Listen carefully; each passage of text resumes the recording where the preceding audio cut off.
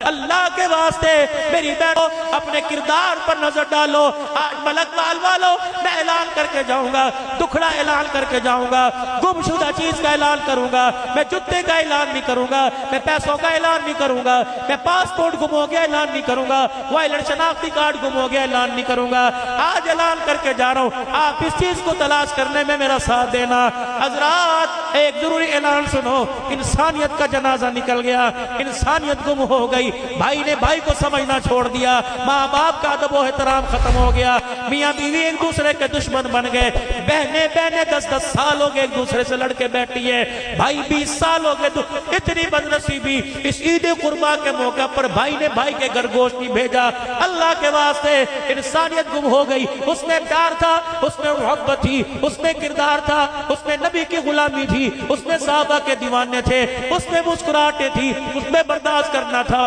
اس میں غصہ پینا تھا، روتے ہوئے کو ہنسانا تھا، بچھڑے ہوئے کو ملانا تھا، بے گھروں کو گھر دینا تھا۔ آپ کو ملک وال والوں ملے مجھے بتا دینا۔ یہ اعلان میں نے کراچی سے لے کر خیبر تک کیا، یہ پہاڑوں میں کیا، یہ گوادر کے پہاڑوں پہ کھڑے ہو کے ساحل سمندر پہ کیا، یہ بلوچستان میں میں نے اعلان کیا، یہ اعلان ملک شام میں نے کیا، یہ اعلان لبنان میں نے کیا، یہ اعلان میرا عزیزو میں نے جا کر عراق کے اندر کیا، یہ اعلان دبئی میں کیا، سعودیہ میں جا کے کیا، کریے اعلان کر رہا ہوں۔ او لوگوں پیسہ دگم ہو گیا دوسرا مل جائے گا، انسانیت کا جنازہ نکل جائے دوبارہ نہیں آیا کرتی، غیرت کا جنازہ نکل جائے گا نہیں آیا کرتی۔ لوگ پوچھتے ہیں قیامت کب آئے گی؟ میں نے کہا بیٹیاں باپ کے سامنے ننگے سر آ جائیں، اس سے بڑی بتاؤ قیامت کیا ہوگی؟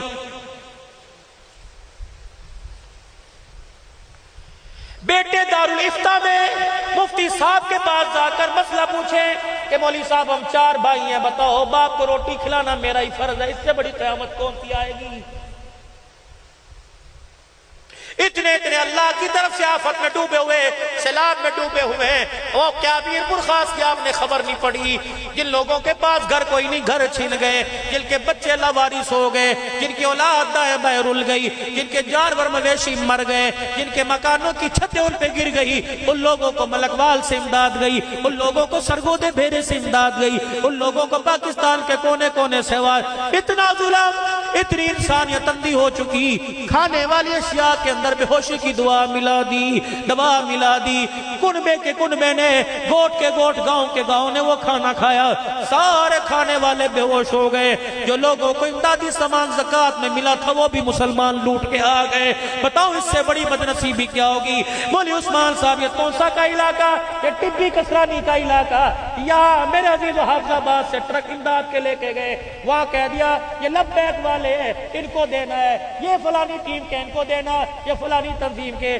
جب 1 کلو چینی پر لوگوں کی کردار کشی ہونے لگ جائے، لوگوں کی عزت اچھالی جائے، مجھے رحمت الرحمان کا راجل پور سے پھر سیف الرحمان درخواستی کے بیٹے کا فون آیا کہ مولانا ہر جگہ جا کر آپ تقریر کرتے ہو، خدا را فلائی تنظیموں سے، خدا را وہاں کے لوگوں سے کہہ دو 2 کلو چینی کے پیچھے لوگوں کی عزت کا جنازہ نہ نکالو، سیلفیاں بن رہی ہیں، ہم نے پانی میں کھڑے ہو کے تھیلے دیے، ہم نے پانی میں کھڑے ہو کے آٹا دیا کہ مولانا اللہ کی قسم یہ ایسے لوگ ہیں جو ایک مدرسے کو 50 من گندم دیا کرتے تھے، اب ان کی چاول کی تھیلی پہ تصویر بنتی ہے، اس کی غیرت کا جنازہ نکل جاتا ہے، لوگ بھوکے مر رہے ہیں، تیری میری زکوٰۃ لینے کو تیار کوئی نہیں۔ کچھ تو میرے چاندوں میرے پیاروں اللہ کے لیے کر دو، کچھ تو اپنی ذات کے لیے کر دو، کچھ تو مصطفیٰ کی غلامی کے لیے کر دو۔ خبردار ہم نے جو بھی دینا مدارس کو، جو بھی دینا رفاع عامہ کے کاموں پر، مجھے پتہ لگے یا خدا کو پتہ لگے،